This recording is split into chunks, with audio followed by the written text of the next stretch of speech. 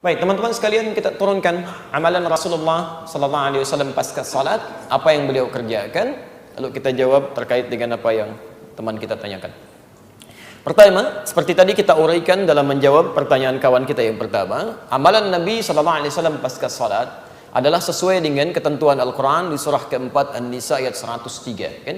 Fa idza qadaytumus salata fadhkurullaha qiyaman wa qu'udan wa 'ala junubikum. Maka jika kalian telah menyelesaikan sholat, bergegaslah untuk berzikir kepada Allah, baik dalam keadaan berdiri, duduk, ataupun berbaring. Bagaimana cara mengamalkan zikir ini? Karena kalimat di Qur'annya masih umum, zikir aja, ya? Kalau tidak dijelaskan bagaimana caranya, kita akan kebingungan. Apa Anda kemudian duduk, zikir, kan tidak, ya? Harus ada amalan yang jelas yang bisa kita kerjakan. Maka diberikan bentangan pilihan oleh Al-Quran. Semua amalan yang menjadikan kita ingat dengan Allah itu disebut dengan zikir.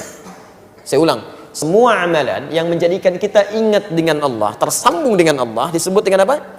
Zikir. Misal, membaca Al-Quran itu bagian dari zikir. Karena Quran sendiri disebut dengan zikir. Quran surah ke-15 Al-Hijr ayat ke-9, posisi paling kanan di pertengahan. Inna nahnu nazzalna dzikra wa inna lahu lahafizun. Sungguh kami telah turunkan Al-Quran sebagai zikir. Jadi kalau Anda sedang baca Al-Quran, Anda sedang zikir itu. Ya, jelas di sini? Tayyib. Menghafal Quran itu bagian dari zikir. Maka disebutkan 4 kali di Quran surah 54 Al-Qamar ayat 17, ayat 22, ayat 32, ayat ke-40. Walaqad yassarnal Qur'ana lidzikri fahal mim muddakir. Dan sungguh kami telah mudahkan Al-Quran digunakan sebagai zikir. Diingat, dihafalkan. Jadi menghafal Quran disebut dengan zikir. Jadi kalau Anda sedang menghafal Quran, itu pun Anda sedang berzikir di situ. Jelas di sini? Salat itu disebut sebagai zikir. Quran surah ke-20 Thaha ayat ke-14. Wa aqimis salata lidzikri. Tunaikan salat sebagai zikir kepadaku, kata Allah. Jadi ketika Anda sedang salat, itu adalah bagian dari zikir. Berdoa termasuk istighfar, bagian dari zikir. Ya, Quran surah kedua Al-Baqarah ayat 152, posisi paling kanan sebelah bawah. Saya belum tuliskan tadi. Ya, fadhkuruni adzkurkum. Maka Anda zikir kepada saya ingat Anda. Dan doa sebagai bagian ingat kita kepada Allah Subhanahu wa taala, memohon kebaikan. Nah, sekarang kalau kita simpulkan, ya, Anda simpulkan misalnya, kalimat-kalimat zikir di Quran bentangannya banyak. Ada baca Al-Quran, kalimat thayyibah, ada istighfar, ada doa, ada sholat, ada menghafal Quran, termasuk saat Anda ikut ta'lim, Anda sedang zikir. Karena saat Anda mengikuti ta'lim, Anda ingat dengan Allah Subhanahu wa taala. Makanya mohon maaf ya, ta'lim yang baik itu bukan hanya mengajarkan materi yang Anda ketahui, bukan itu yang diinginkan. Ta'lim yang baik itu diisyaratkan oleh Quran adalah ta'lim yang bisa mengangkat iman Anda lebih dekat dengan Allah Subhanahu wa taala. Itu ada di Quran surah 58 ayat ke-11, posisi paling kanan sebelah bawah. Makanya ketika disebutkan di Quran, ya ayyuhalladzina amanu, dibuka dengan kata iman. Hei orang-orang telah menyatakan dirinya beriman kepada Allah. Idza qila lakum tafassahu fil majalis, jika diinformasikan pada Anda, dikatakan luaskan majlis. Majlis itu asalnya dari kata jalasa, berpindah dari posisi rendah ke posisi tinggi. Kalau Anda duduk di bawah, saya katakan fadhal ijlis, silahkan duduk. Itu bukan cuma duduk, tapi maksudnya pindah ke tempat yang lebih tinggi. Tempatnya disebut dengan majlis, jamaknya disebut dengan majalis. Kalimat majalis di sini disandingkan dengan menuntut ilmu, diawali dengan kata iman. Kata para ulama seakan-akan melukiskan kesan bahwa tempat menuntut ilmu yang baik itu bukan sekedar Anda datang, tapi tempat yang menjadikan Anda terangkat keimanan Anda lebih dekat dengan Allah Subhanahu wa taala. Jadi kalau Anda menuntut ilmu, belajar dengan siapapun, iman Anda tidak meningkat, pengetahuan agama Anda tidak bertambah, ada yang salah di majlis itu. Makanya di ujung ayatnya dikatakan, yarfa'illahu alladhina amanu minkum walladhina utul ilma darajat. Orang-orang yang belajar seperti ini, imannya akan diangkat oleh Allah, plus pengetahuannya akan bertambah.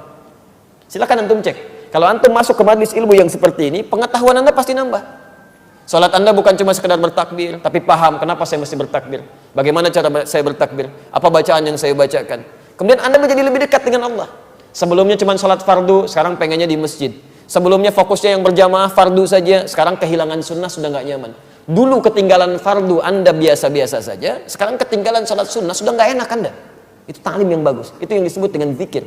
Disebutkan di Quran surah ke-9 misalnya 122, posisi paling kiri sebelah bawah. Itu sebanding amalannya dengan orang jihad itu. Nah, jadi dari semua amalan-amalan ini pasca sholat, apa yang dikerjakan oleh Nabi? Apakah berdoa? Ataukah langsung istighfar? Atau kemudian beliau misalnya baca Al-Quran? Atau beliau menghafal Quran? Atau beliau mengajarkan dari materi keilmuan yang disebut dengan ta'lim itu? Bagaimana urutannya? Ditafsir di hadis-hadis ini. Pertama, lihat kalimatnya di hadis Muslim nomor hadis 591. Begitu beliau selesai menunaikan salat, salam ke kanan dan ke kiri, zikir pertama yang dilakukan oleh beliau adalah istighfar 3 kali. Astaghfirullahaladzim, astaghfirullahaladzim, astaghfirullahaladzim. Dan menyambungkan Allahumma antas salam wa minkas salam tabarakta ya dzal jalali wal ikram. Selanjutnya di hadis Muslim nomor hadis 593, la ilaha illallah lahu la syarika lah, lahul mulku wa lahul hamdu wa huwa ala kulli syai'in qadir. Selanjutnya di hadis riwayat Muslim nomor hadis 597, Anda mulai bacakan subhanallah, subhanallah, subhanallah 33 kali, alhamdulillah, alhamdulillah, alhamdulillah 33 kali, Allahu akbar, Allahu akbar, Allahu akbar 33 kali. Selanjutnya Anda bisa bacakan ayat kursi, ya. Ayat kursi Al-Baqarah 255, posisi paling kiri di pertengahan. Allahu la ilaha illa huwal hayyul qayyum. Selanjutnya Anda bacakan surah Al-Ikhlas, ya, kemudian Al-Falaq, kemudian An-Nas. Setelah itu Anda berdoa kepada Allah Subhanahu wa taala. Doanya bahkan langsung disebutkan dan kami tuliskan. Ya, ada di Ibnu Majah nomor hadis 925. Yang Al-Ikhlas, Al-Falaq, An-Nas di Abu Daud nomor hadis 1523, yang Ibnu Majah nomor hadis 925 itu doa Nabi yang dilakukan setelah selesai zikir yang tadi itu. Kalimatnya, Allahumma inni as'aluka ilman nafi'a wa rizqan thayyiba wa amalan mutaqabbala. Ya Allah, saya sangat berharap ya Allah, semoga Engkau berikan kepada hamba ilmu yang bermanfaat, rizki yang baik ya Allah, yang berkah, dan mohon jadikan amal-amal hamba yang telah hamba kerjakan diterima olehmu ya Rabbal Alamin. Allah